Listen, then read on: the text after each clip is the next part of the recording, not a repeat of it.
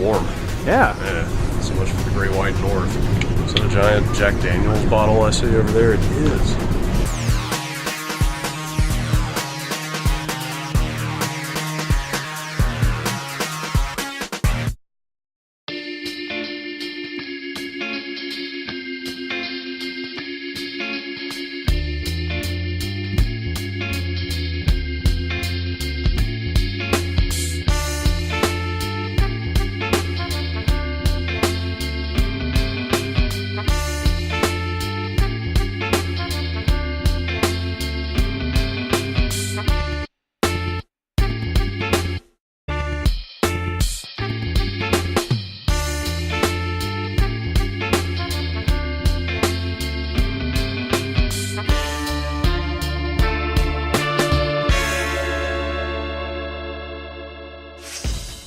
Hey, what's going on? We are here in a surprisingly warm Vancouver, British Columbia. I'm joined by Raphael Van Lierop, and you, sir, are a producer on Warhammer 40k Space Marine. How you doing? Correct. I'm doing well. Thank you for coming and giving us a chance to talk about Space Marine. Absolutely. So since this is the unveiling, give me your quick 30-second pitch. If somebody's never heard of this game before, just sort of spell it out for us. This is Warhammer 40,000 like you've never seen it before. Space Marine is a third-person shooter with a deep melee component. The seamless combination of those two elements creates a really interesting combat experience that we think is really fresh. The 40k IP is a great aesthetic wrapper for us. It gives us this deep fiction to draw from. The world is really rich. The scale of everything is huge. Everything about the aesthetic really will help Space Marines stand out against the competition. It's all about delivering on the core fantasy of being a Space Marine, the original Space Marine. So you are a 7-foot tall, essentially a superhuman warrior encased in armor. Have these amazing weapons at your disposal, and you're marching onto the battlefield to do battle with all the enemies of the Imperium. And that's really that's what the fantasy is of Space Marine. That's what we're delivering.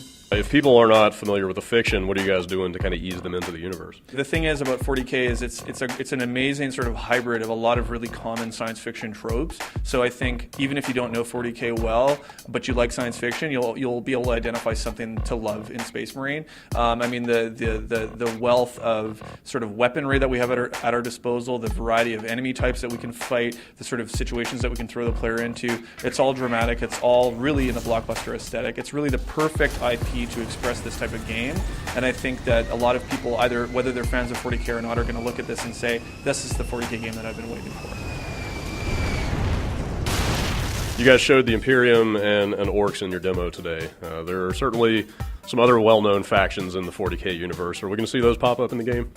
No comment. All right, I had to try. I had to try. Yeah, that's my job. You guys have made kind of a bold decision to not include a cover mechanic in this game. That's obviously something you see in probably most third-person shooters these days. What was the thinking behind that decision? So the decision to not have a traditional kind of snap to cover system was very deliberate on our part. We experimented a lot in development with that. Obviously that's type of system because obviously it was expected and seemed like a natural fit, and what we discovered was it really contradicted two really key pillars of our player experience.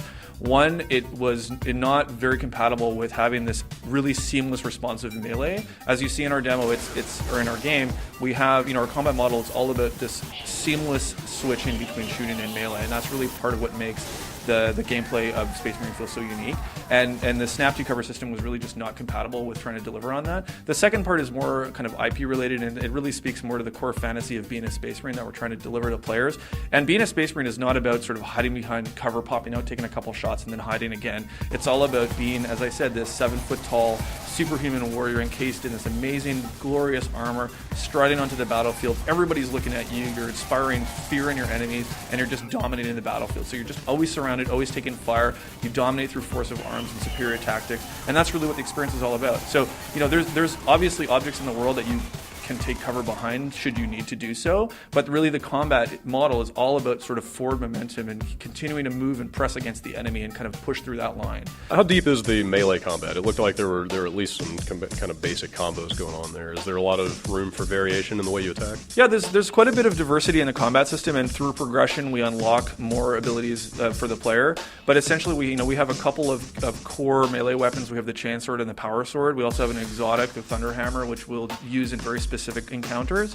And so, we'll have a full range of sort of melee features. We've got obviously the normal attacks. We've got lots of really brutal sync kills in there. We have a grinding mechanic, which we use to kind of cut through enemies' armor.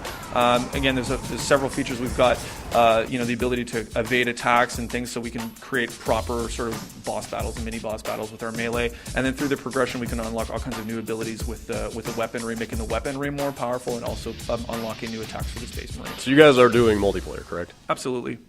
You're not talking about it right now, are you? Absolutely not. So how much oversight does Games Workshop have at this point over your process, and how much liberty do you guys have to kind of stretch out within the 40K fiction and sort of explore your own ideas? I mean, we have a really, really good collaborative relationship with Games Workshop. I think we're in a really strong position of trust with them, having developed, some of the most critically and commercially successful games in their IP. They know we love 40K. They know we respect it.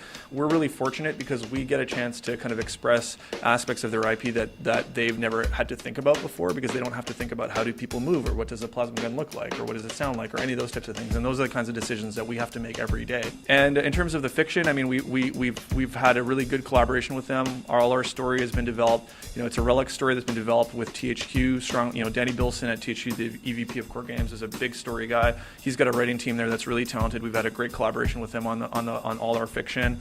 And Games Workshop, again, has been a really good partner there, and with helping us understand. It's always been a very supportive relationship. It's not at all like they're noodling in our stuff. And I can safely say that we've never had to compromise anything that we wanted to do for the game. All right, level with me. How much tabletop is going on around here after hours, or maybe during hours? You tell me. It's more like during hours. A lot of tabletop going on here. There's a lot of tabletop gamers here, like guys that have been playing the tabletop ever since before the Dawn of War games. In fact, I think one of the big reasons why we ended up being able to work on Dawn of War, get that project with Games Workshop, was because there were so many kind of hardcore 40K tabletop guys here at the studio. It really kind of sold to Games Workshop that we really were passionate about it, we understood it, and we were going to do it justice. And that's continued to this day. I think it helps a lot that Games Workshop's really generous with their miniatures. So they basically, I see how so that, we use it for research, but we have access to pretty much anything we need to develop the game, and they're very generous about supporting us with any models that we might need, and they even give us like lots of glimpses into stuff that's coming down the pipe, so we know kind of what's going to be developed in the future.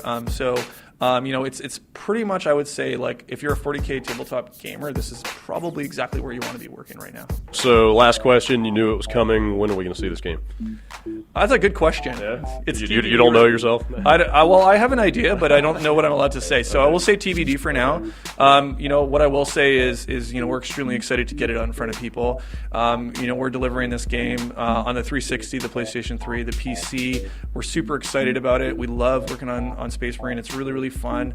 We just can't wait to get it into people's hands so they can experience it as well. Very cool. Well, we'll look forward to it. Thanks for your time. Thank you very much. Thanks very much for the chance to talk about Space Marine. Thanks.